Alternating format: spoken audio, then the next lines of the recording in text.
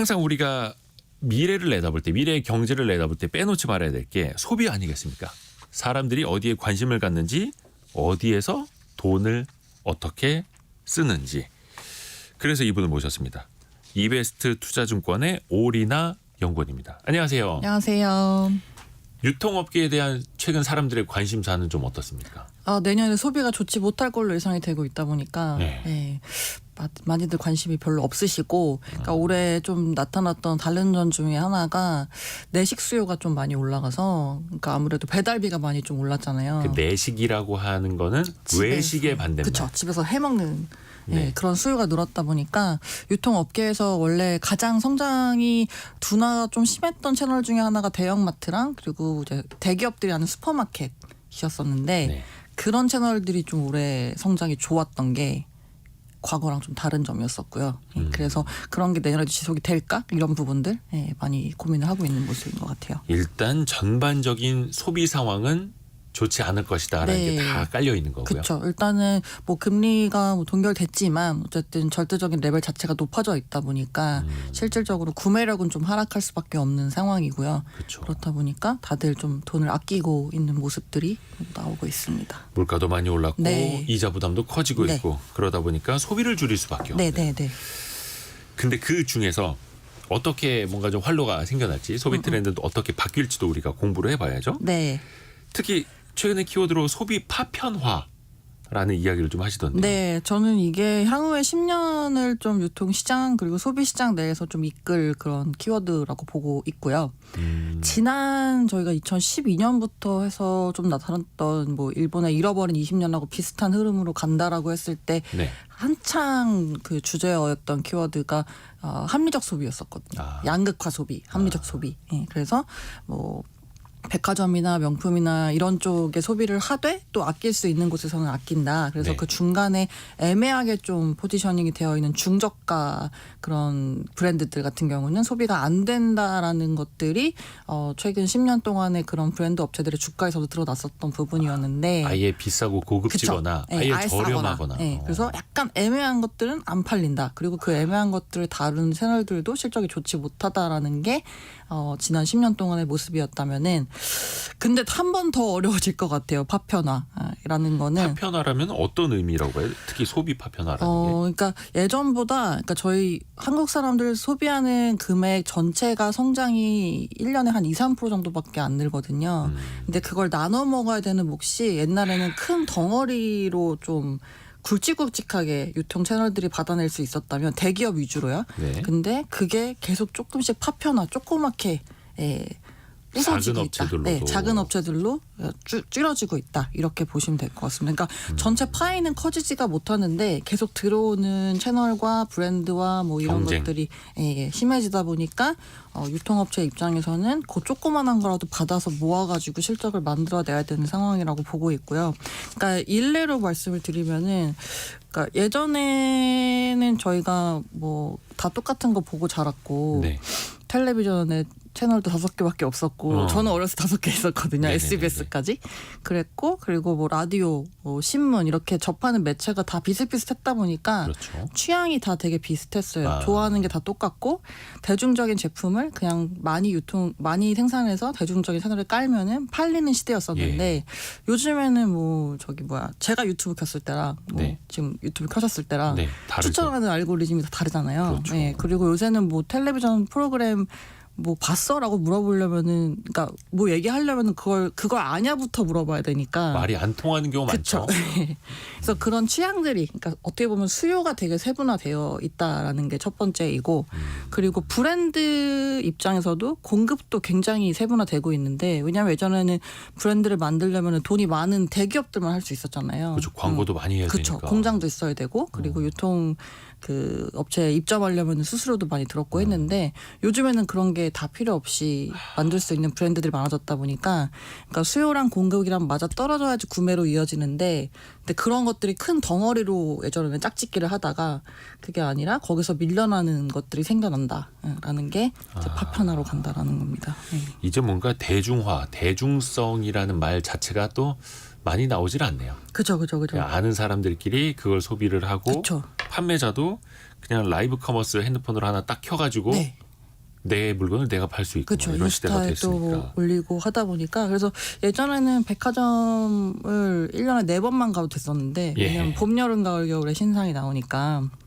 근데 이렇게 유행이 굉장히 빨리 바뀌다 보니까 최근에는 팝업 스토어 같은 것들 통해서 좀 대응을 많이 하고 있다고 보고 있습니다. 어찌됐든 간에 유통업체들도 그 경쟁 속에서 나눠 먹어야 되는데 빠르게 치고 나가야 되니 그렇죠. 그래서 팝업 스토어가 많이 그렇죠. 나오는 그렇죠. 거고요. 그렇죠. 맞습니다. 이게 그래서 그 키워드도 몇 개 뽑아주셨는데 네. 팝업의 시대라고요. 아예 네네네네.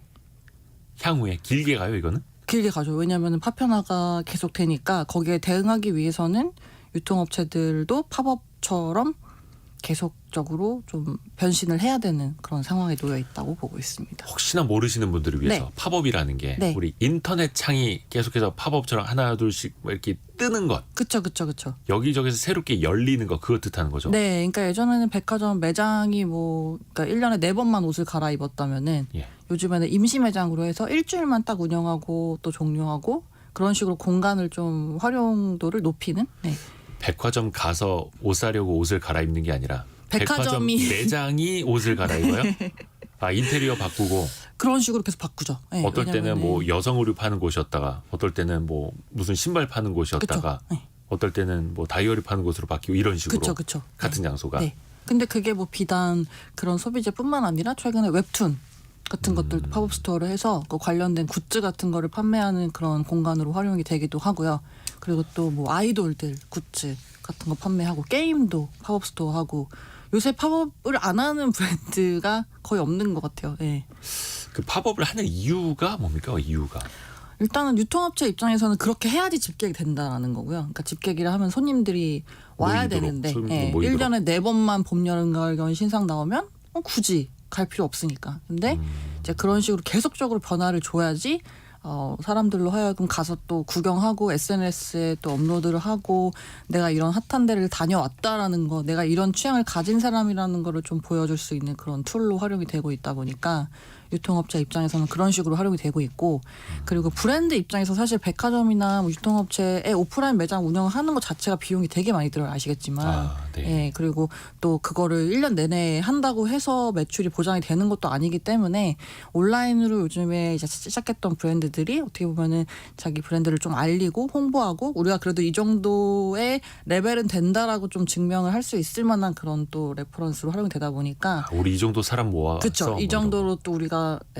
좀 규모가 있는 브랜드다라는 것들을 보여줄 수 있다 보니까 뭐 일주일 내지는 뭐 며칠 이런 식으로 운영을 하는 거는 뭐 그렇게 큰 비용 부담은 아. 덜 드니까요. 예. 그래서 그런 것들로 다 니즈가 있다라고 보시면 될 것 같습니다. 팝업 스토어라서 몇 개월 가는 게 아니라 막 일주일만 네, 하기도 예전에는 하고요. 몇 와. 개월씩도 했었는데요. 근데 요즘에는 계속 좀 주기가 짧아지고 있어서 그래서 예전에 저희는 유통 채널이 예전에 영화 같은 느낌이었다면, 그러니까 2시간 동안 이렇게 쭉 가는 느낌, 그리고 뭔가 소비자가 능동적으로 하지는 못하는 그런 일방적으로 좀 콘텐츠가 제공이 되는 그런 느낌이었다면은 요즘에는 쇼폼 형태로 좀 많이 바뀌고 있다. 영상의 길이가 짧아지듯이 네, 되게 짧아지고 매장의 그쵸. 시간도 짧아진다. 그렇죠. 그리고 참여도 소비자들이 좀 늘어나고 그리고 또 SNS의 바이럴도 굉장히 좀 많이 되고 이런 식으로 빠르고 그러니까 이런 좀 재밌게. 팝업 스토어 같은 거는 소비자들이 더 적극적으로 참여하는 매장 이렇게 봐도 돼요. 그렇죠. 아무래도 그 찍어서 올릴 수가 있다 보니까 사진 찍어서. 영화는 저희가 촬영해서 올릴 수가 없잖아요. 그쵸. 저작권 때문에. 근데 저도 그래서 요새 고민 많이 하는 것 중에 하나가 왜 이렇게 갑자기 전시를 많이 갈까 사람들이. 네, 전시회. 그러니까 예전에는 뭐 그런 것들이 크게 막 대중적이진 않았었잖아요. 근데 요즘에 이제 뭐 보석 브랜드 이런 것들이 팝업 스토어 전시 뭐 이런 거 많이 하고, 그런 사진 찍어서 사진 SNS 찍어서 올리기 올릴 딱 수가 좋은 거. 있으니까. 그래서 내가 이런 취향을 가진 사람이다라는 거를 좀 자랑할 수 있는. 좀 그런 것들 위주로 소비가 좀 잘 되고 있는. 그래서 영화관에 사람이 없는 것도 저는 어떤 그것도 한몫하는 것 같고. 호텔 경영하시는 분한테 얘기 들었는데 그렇게 딸기 빙수가 인기잖아요. 아, 네네네. 딸기 빙수가 왜 이렇게 많이 팔리는지 아냐고. 사진 찍었을 때 제일 예쁘다. 색감하고 모양이 사진 찍어서 올렸을 때 제일 예쁜 게 딸기 빙수여서 제일 많이 팔리는 것 같다. 맞아요. 물론 뭐 계절성도 있긴 맞아요, 하겠습니다만. 맞아요. 야, 그러면 팝업 스토어에서 잘 팔리려면 네네. 어떤 그 히트 상품이라고 할 만한 공통점들은 뭐가 있을까요? 일단은 좀 요새 트렌드를 주도하는 10대, 20대 위주로 좀 어필이 잘 되는 그런 품목들, 그리고 또 그분들이 많이 사용하는 것 중에 하나가 SNS다 보니까 이제 거기서 바이럴이 좀 잘 될 수 있는, 그러니까 회자가 잘 될 수 있는 그런 품목들 위주. 입소문 많이 탈 수 있는 네, 것들. 맞습니다. 네, 그래서 아무래도 저희 때는 이제 어떻게 주인공이 될 수 있었던 때가 뭐 유치원 때 학예하거나 운동회 하거나 네네. 이럴 네. 때나 이제 캠코더로 찍어서 그때 제가 그 영상의 주인공이었던 시대였잖아요. 네네. 근데 요즘에 태어나는 애기들은 말도 못하는 그냥 신생아일 때부터 카메라를 항상 스포트라이트를 받으면서 자란 세대다 보니까 제가 봤을 때는 이들은 자신들을 표현하는데 별로 거리낌도 없고 그리고 되게 그런 거를 보여주고 싶어하고 그런 니즈가 좀 더 강한 것 같아서. 근데 또 앞으로 소비를 주도할 분들이 이제 그 세대들이잖아요. 저희가 좀 잘파라고 부르는데 그동안 MZ였다가 이제 MZ 세대라고 부르는 것도 옛날 말이라고. 그죠? 그래서 Z에다가 알파 세대. 네, 그래서 잘파. 예, 그분들 같은 경우는 이제 그런 쪽에 관심이 많고 하다 보니까 이제 거기에 좀 소구가 잘 되는 그런 품목들 위주로 히트가 많이 되고 있습니다. 그래서 어떤 분들은 무슨 세대 왜 이렇게 말을 만들어내느냐 하는데 그게 돈이 됩니다. 이거 아닙니까? 그거를 살펴야 되고 파악을 해야 그쵸. 되고 공략을 해야 되니까. 네. 다른 세대다 보니까 확실히 저희랑 소비 패턴이 좀 다른 것 같아요. 예. 그렇죠. 그래서 이거는 이제 장사하시는 분들도 알아두면 더 좋을 것 같고요. 그렇죠. 근데 사실 앞에서 잠깐 백화점 이야기를 해주신 것 같은데 사실 백화점 하면 뭔가 좀 고루하고 네. 딱딱하고 네네. 전통적인 그런 이미지가 있잖아요. 그죠. 근데 백화점들도 많이 변하고 있나 봐요. 그렇죠. 그래서 뭐 지금 여의도에 있는 더현대서울 같은 경우가 요즘에 유행어 중에 하나 말은 제주도로 보내고 네. 팝업은 더현대로 보내라. 그 정도예요? 라는 얘기가 업계에 있습니다. 그래서 뭐 더현대 지하 2층에 있는 팝업 스토어 같은 경우 다들 못 들어가서 난리이고 더현대 서울이 오픈한 지 2년 됐는데 2년 동안 그 팝업 스토어를 한 320번 정도 했거든요. 그러니까 잠시만요. 2년 사이에 320번이요? 네. 그걸 계산해 보시면은 일주일에 한 2-3번 정도 매장을 바꾼 거예요. 그 인테리어 업체가 돈 많이 벌겠네요. 그 정도로 많이 바꾼다. 네, 그러니까 아무래도 20대, 30대, 그러니까 젊은 분들 비중도 되게 늘어났고, 그리고 이 오픈했던 데가 21년도에 오픈했기 때문에 코로나 기간 때. 동안이었잖아요. 예, 그래서 그 중국 관광객들한테도 굉장히 새로운 점포인 거죠. 그동안 우리가 못 왔던 동안 동안 이제 생긴 점포니까 그래서 이제 좀 외국인 비중도 굉장히 높아져 있는 상황입니다. 근데 뭐 가보신 분들은 아시겠습니다만 거기가 외형도 그렇고 네. 안에 공간 설계 자체가 기존의 백화점하고는 좀 다르잖아요. 그쵸, 그러니까 그쵸. 쇼핑몰 같이 그쵸. 만들어놨기 때문에 이걸 다른 백화점의 모습하고 좀 등치하거나 네, 네, 일반화할 네. 수는 좀 없지 않나요? 그래서 이제 두 가지인데 첫 번째는 이제 주식시장에서 너무 남는 공간이 많다. 그러니까 너무 공간 크고 효율성이 쓸데없이 떨어진다. 크고 예전에는 이제 백화점에서 그 실적에서 중요했던 부분들이 평효율이었거든요. 그러니까 평당 매출액이 얼마나 잘 나오느냐. 평당 매출.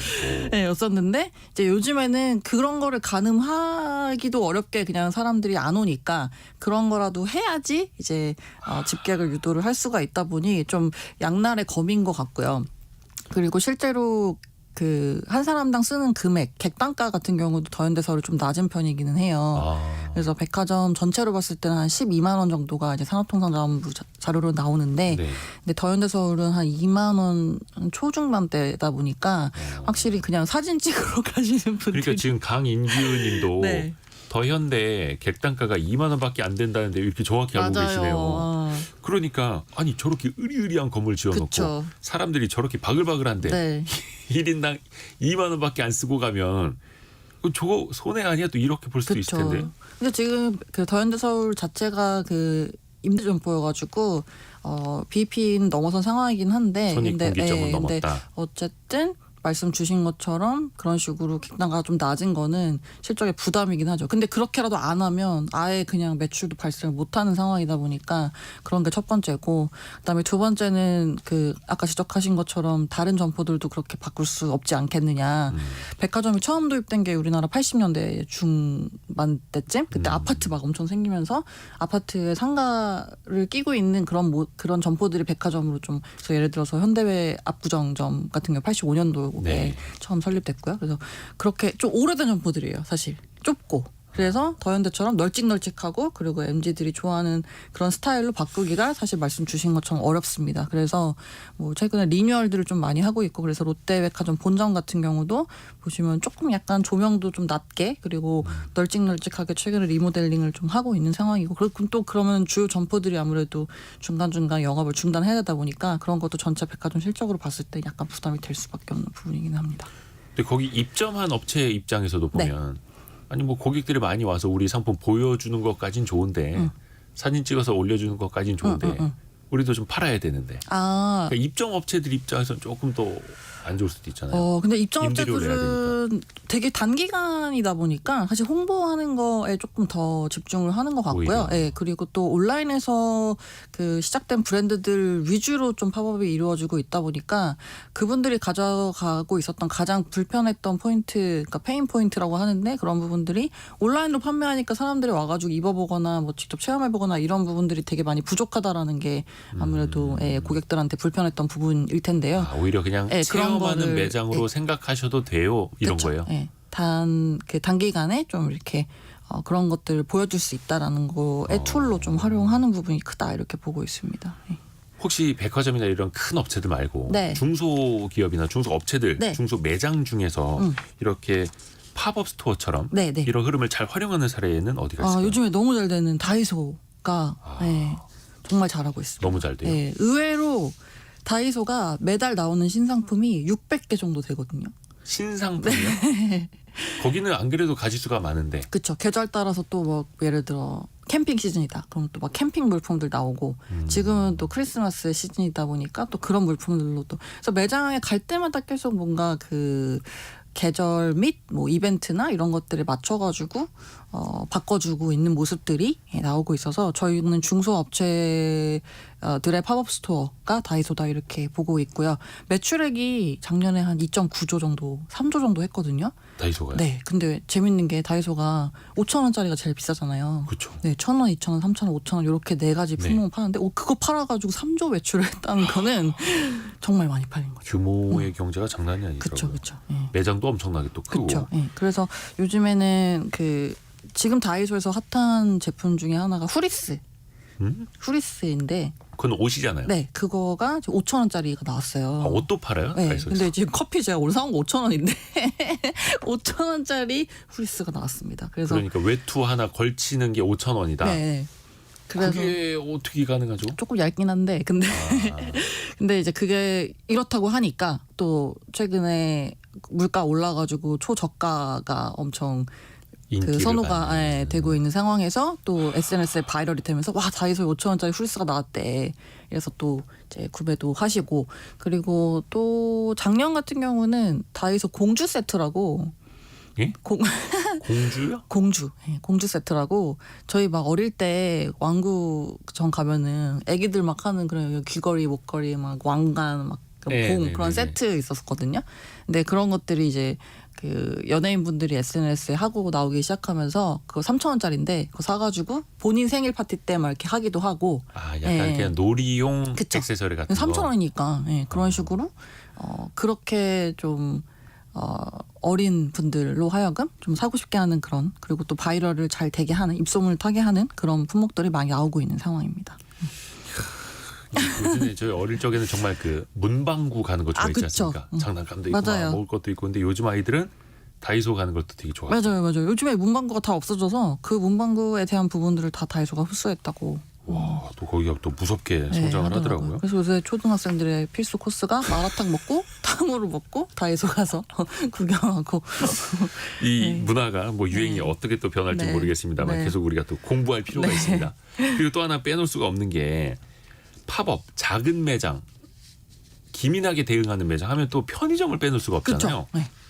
편의점도 어떻게 보면은 사실 유행을 선도하는 매장 아닙니까? 그렇죠. 아무래도 신상품도 많이 나오고 그리고 또 유리한 점 중에 하나가 여기는 점주님들이 발주를 내실 수가 있다 보니까 그때 잘 되면은 발주를 확 늘려서 매출액에 좀 유연하게 대응을 하고 그게 아니면 그냥 끊고 이런 식으로 좀 교체 주기가 빨리 될 수 있는 그런 채널입니다. 그래서 실제로 일주일에 그 출시되는 신상품이 한 100개 정도 되거든요. 여기도 편의점도. 편의점 한 곳에서 신상이 일주일에 100개예요? 편의점 네, 업체에서. 100개예요? 일주일에 네, 100개? 네. 오, 그래요. 그렇게 빨리빨리 바뀌고 있어요. 근데 여기서 그 품목 중에서 이제 1년 이상 지속이 되는 품목 같은 경우는 10% 정도밖에 안 돼서 네. 그러니까 그만큼 뭐 제품 연구 개발이나 이런 데 공을 좀 많이 쏟고 있는 상황이고요. 그래서 최근에 유행했던 거는 저희 도시락 그 컵라면 그 네네네네. 네모난 거 네. 그게 항상 뭔가 감질나게 좀 많이 먹고 싶은데 조금밖에 그죠. 없잖아요. 네. 그래서 그 전보 사이즈로 나온 게 있었고 그리고 또 연세 우유 그 우유랑 같이 해서 크림빵. 아, 크림빵. 네, 근데 그 크림도 한 가지 특징은 SNS에 보여주기 되게 좋다는 거. 예쁜 이렇게 빵. 갈랐을 때 크림이 이렇게 싹 배어 나오고 그런 식으로 컨텐츠가 좀 되는 그런 품목들 위주로 유행을 많이 탔습니다. 예. 그래서 그런 것들이 나오는 업체들 같은 경우는 실적이 좋았었고요. 편의점 같은 경우에 그런 것들이 딱히 안 나왔던 업체들 뭐 예를 들어서 세븐일레븐이나 이마트24 같은 경우 딱히 뭔가 히트 상품을 떠올려 봤을 때 없거든요. 예전에 있었지만 그래서 그런 게 이제 업체 전체로 봤을 때에도 좀 실적을 갈랐던 그런 포인트다 이렇게 보고 있습니다. 그렇게 요즘에 네. 편의점 보면은 그런 생각이 들어요. 이게 참 상품이 아니구나. 콘텐츠구나. 아 그렇죠. 네. 상품을 파는 게 아니라 콘텐츠를 파는 곳이 편의점이라는 생각 들거든요. 근데 그게 또 편의점 업체 1, 2, 3, 4위 있지 않습니까? 네네. 그게 또 잘하는 회사 있고 못하는 회사 있고 그런 거예요. 네네네. 네, 그래서 1등, 2등 하고 있는 이제 GS 리테일하고 그 BGF 리테일 CU 같은 예. 경우는 올해 연간으로 봤을 때 출점이 계속 좀 잘 되고 있어요. 네, 그래서 저희도 과연 이게 연간으로 순증, 그러니까 순수하게 출점한 거랑 패점한 거랑 합쳐가지고 이제 순증이라고 보통 하는데 이게 한 800개점까지 가능할 거다라고 봤었던 것도 좀 부담스러웠었거든요. 왜냐면 편의점이 워낙 많으니까. 네, 근데 실제로는 지금 다른 업체들의 간판까지 좀 바꿔서 뺏어 오면서 올해 연간으로 지금 800점 무난하게 달성 가능할 것으로 전망이 되고 있습니다. 이야, 무섭게 성장을 하네요. 네. 그러니까 어떻게 보면 이제 업체마다 그 전략 차이가 그 결과를 또 불러오는 거예요. 네네네. 면세점은 좀 어떻습니까? 그 쓰신 리포트 같은 거 보면은 네네. 면세점은 뭔가 계속 위기 상황인 것 같은데 어떻게 면세점은 잘 안 되나요? 그러니까 면세가 저희가 15년, 14년 이때 그 한창 중국인들 많이 그쵸. 오셨을 때 그때가 다시 이제 온다고 생각하니까 당연히 이제 단체 관광이 8월부터 풀렸기 때문에 잘 될 줄 알았는데 잘 될 줄 알았죠. 근데 그게 실적으로 이어지지 못한 게 이번 3분기에 좀 나오기 시작하면서 시장이 많이 당황했던. 네. 왜 이렇게 생각보다 안 들었을까요? 이것도 이제 중국인들의 쇼핑 패턴이 좀 과거랑 달라졌다 이렇게 평가를 하고 있습니다. 쇼핑 패턴이 달라졌다고요? 네네. 어떻게요? 그러니까 예전에는 명동이나 네. 면세점이나 이렇게 좀 전통적으로 많이 가시는 채널 및 지역 위주로 이제 갔었다면은 이번에 이제 그 편의점 CU의 결제 그 증가율 기준으로 봤을 때 네. 가장 그러니까 외국인들 매출 증가율이 늘었던 지역이 의외로 어디냐면은 성수. 아, 성수동. 네. 그래서 중국 그쪽에 SM 엔터테인먼트 이제 본사가 이전을 하기도 했지만, 근데 확실히 중국 분들 같은 경우도 한국의 힙스터들이 가는 성지는 성수동이다. 아, 요즘 유행하는 지역이 네. 어디냐? 요즘 핫한 지역이 어디냐? 네. 우리도 거기 놀러 갈래? 이런 그렇죠. 거예요. 그런 식으로 해서 막 성수동 지도가 막 무슨 뭐 좋은데 뭐 사진 찍기 좋은 거 막 이런 것들이 막 벌써 SNS에 이제 나오고 있고 그리고 그 다음으로 이제 높았던 데가 뭐 신당이나 용산이나 뭐 이런 쪽이거든요. 그래서 용산은 아마 하이브 본사 때문에 그런 것도 있을 것 같긴 한데. 연예기획사 본사가 있는 곳이 관광지가 되는 거예요. 네. 근데 어쨌든 전체적으로 봤을 때 과거에 이제 다 명동으로 갔었던 시기에 랑은 좀 달라졌다라는 거고, 그리고 이제 면세점 같은 경우도 이제 코로나 좀 지나면서 아무래도 재고를 그렇게 많이 쌓아두지는 못했을 거고, 왜냐면 언제 이게 끝날지 모르니까. 그래서 저희도 최근에 면세점 홈페이지 들어가 보시면 뭔가 살만한 게 딱히 안 보이는 느낌? 환율도 오르기도 했고요. 그냥 뭐 여기저기서 다 구할 수 있는 그쵸. 제품들이고 네. 세일할 때 뭐 그쵸, 비슷한 그쵸. 가격이고. 그래서 그런 것들이 학습되다 보니까 실제로 이번에 면세점, 그러니까 단체 관광 풀렸을 때 그런 부분들을 더 많이 흡수하고 그 면세점의 지위를 물려받은 채널이 오히려 CJ 올리브영 같은 채널들, 다이소 같은 채널들, 이런 채널들이 이제 일본의 돈키호테처럼 저희가 네네네. 관광 명소로 좀 알려진 그런 채널로 부상을 하고 있다 보니까 그런 게 좀 많이 분산된 모습이라고 보시면 될 것 같아요. 그러니까 예전에는 중국인 관광객 단체로 왔을 때 그냥 명동에 딱 내려주면 그죠. 거기서 싹쓸이 쇼핑하고 면세점 갔다 오고 이랬었는데 이제는 그게 다 앞에서도 소비의 파편화 말씀해 네. 주셨는데 네. 그것처럼 가는 거네요. 그렇죠. 중국인들도 관광인. 아무래도 좀 소비 그 취향도 섬세해지고 있고 그렇게 되다 보니까 이제 면세점에서 또 중요한 그 매출원 중에 하나가 대량 구매하시는 보따리상들인 예. 텐데, 근데 보따리상 입장에서는 그냥 같은 브랜드를 대량으로 많이 떼와서 판매를 해야지 이제 마진을 더 많이 남길 수가 그쵸. 있잖아요. 근데 중국인들도 되게 이제 취향이 세분화되니까 요거 조금 저거 조금 이런 식으로 품은 많이 드는데 뭔가 이제 거기서 자기가 취할 수 있는 이익은 가성비가 좀 떨어진다라고 보는 거죠. 보따리상 그래서, 입장에서도? 그쵸. 그래서 그런 것들도 조금 지금 과거 대비 좀 낮아지고 있는 상황이고, 그래서 실제로 그 중국인들 보따리상들이 엄청 많이 왔을 때가 한 사람당 구매하는 객단가가 거의 3만 불 정도까지 올라갔었거든요. 네. 그러니까는 진짜로 개인이 산다고 보기는 어려운 수준으로 그냥 대량 구매하는 업자가 좀 사갔던 부분들이 많았는데, 근데 이게 실제로 순수 관광객도 있었을 때는 한 500-600불 정도였었기 때문에 계속 좀 빠져야 되는 상황으로 보고 있죠. 그래야 정상화된다라고 보고 있습니다. 그러니까 외국인 관광객 특히 중국인들의 어떤 소비도 달라지는 거고 네네네. 관광 패턴도 달라지는 거고.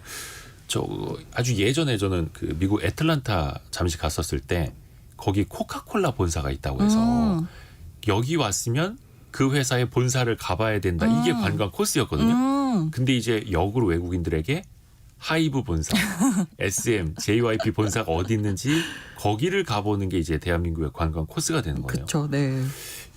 그래서 사실 삼성 본사가 어디 있는지 외국인들은 모르잖아요. 모를 텐데 연예기획사 본사는 찾아간다는 네. 거. 아, 정말 세상이 이렇게 변하고 있습니다. 또 이거는 또 이제 긍정적인 변화로 우리가 네, 활용할 네, 수 있는 네. 측면이 네. 충분히 있는 거고요. 온라인으로 가볼까요? 이커머스. 네.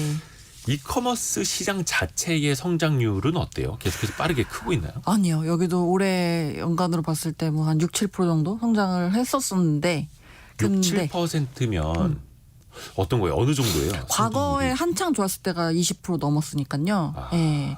그때 한창 코로나 때문에 온라인 많이 썼을 때. 예. 그랬는데 저희가 전체 우리 소매는 한 2-3% 성장이니까 사실 6-7%면은 이커머스는 그나마 선방을 하고 있지만, 근데 과거 대비 봤을 때에는 많이 둔화하긴 했다. 네, 이렇게 평가할 수 있을 것 같고요.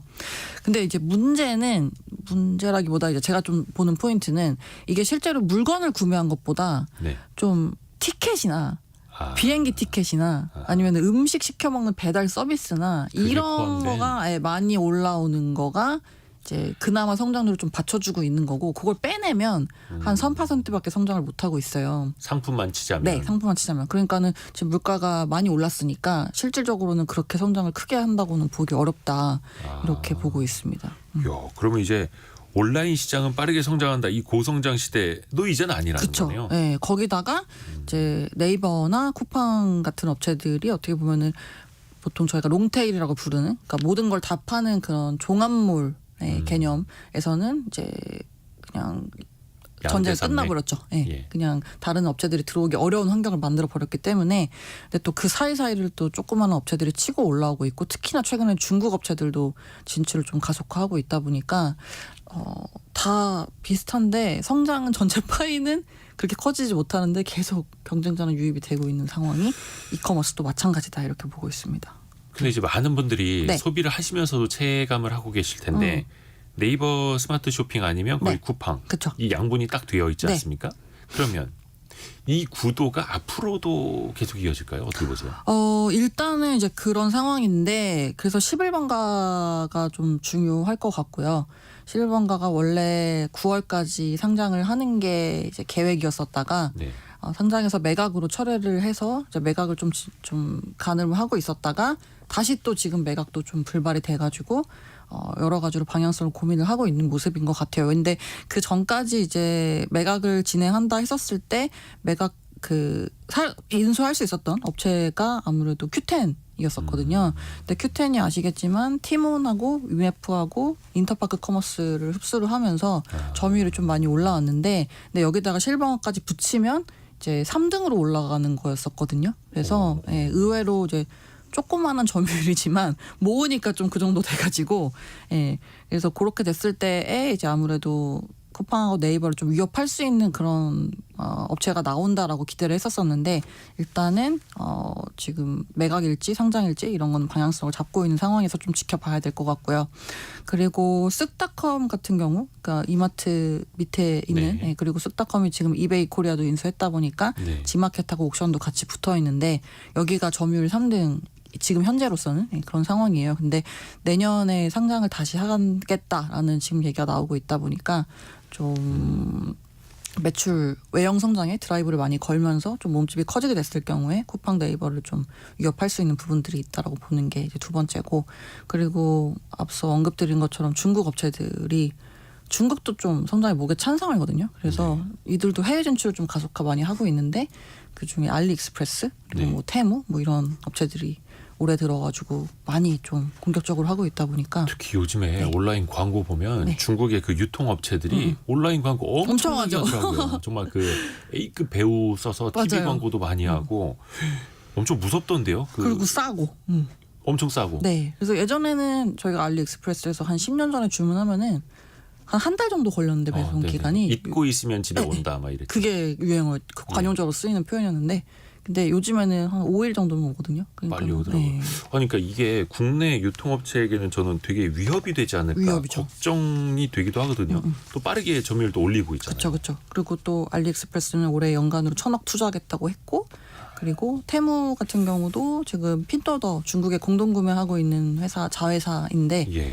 테무도 올해 초였을 거예요. 그 미국의 슈퍼볼 광고하면서 되게 빨리 올라왔고 점유율이 그리고 또 패션 쪽에서도 쉬인이라고 예. 예, 여기도 지금 H&M 및 자라보다 조금 더 성장을 잘하고 있는 회사인데 여기도 지금 엊그저께 미국 증시에 IPO 하려고 추진 중이다. 그 이제 중국 기업. 네, 중국 기업인데 이제 의류 쪽으로 좀 여성분들 많이 쓰시는 그런 품목들 위주로 약간 저가 의류. 네, 저가예요. 그래서 엄청 싼데 뭐 만 원도 안 해요. 뭐 한 5, 6천 원 정도면은 원피스 같은 거 살 수 있고요. 원피스가 5, 6천 네, 원이라고요? 네. 그리고 이렇게 여자분들 머리 묶으시는 곱창 있잖아요. 곱창 막 10개 머리끈. 10개 2,000원 뭐 이래요.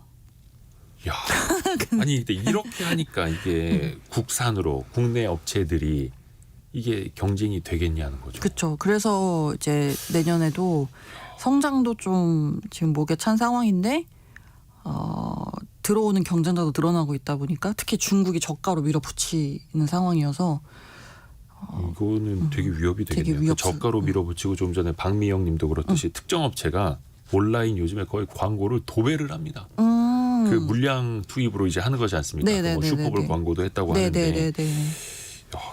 어마어마합니다. 그러면 국내 업체들도 뭔가 방어를 하기 위해서 막 M&A를 하고 네. 합쳐서 덩치 키우고 하지 않습니까? 네네. 그러면 이게 좀 규모의 경제 효과가 나옵니까?